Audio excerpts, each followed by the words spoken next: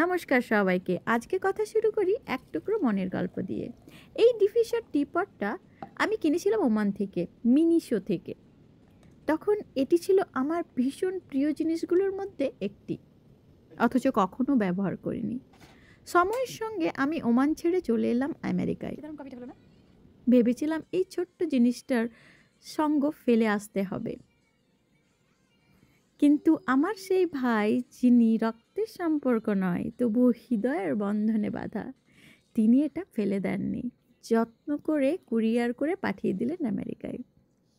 এটা শুধু একটা ডিফিউশন নয়, এর ভিতরে লুকিয়ে আছে আবেগ, স্মৃতি আর ভালোবাসা। অদ্ভুত ব্যাপার হলো, আমি এতে চা বানাইনি, বানিয়েছিলাম কফি।